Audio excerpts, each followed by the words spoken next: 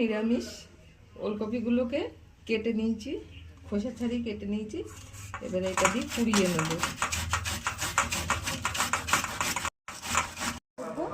জিরে ভেজে নিচ্ছি।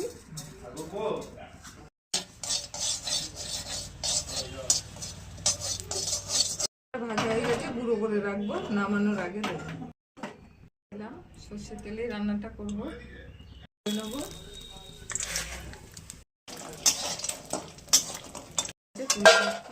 একটু ভেজে নেবো।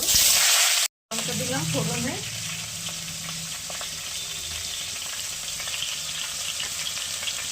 একটু পাঁচফোড়ন দিলাম,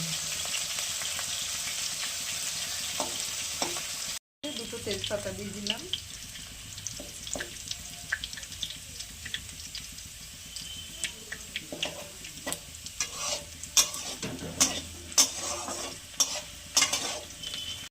দিয়ে দিলাম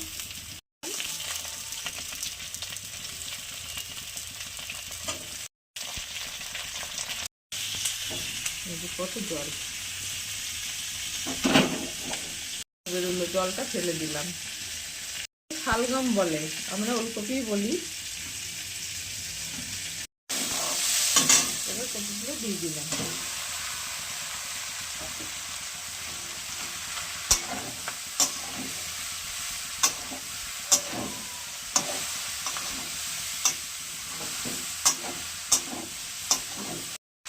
লবণ দিলাম,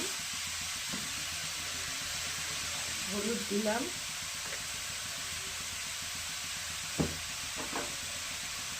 চিনি দিলাম একটু।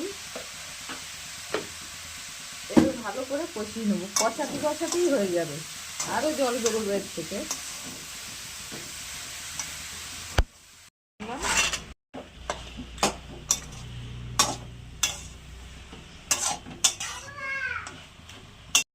হয়ে গেছে, অল্প একটু জল দেবো, করে রেখেছিলাম, দিয়ে দিলাম। আর একটু ফুটাবো, তারপরে নামিয়ে দেবো।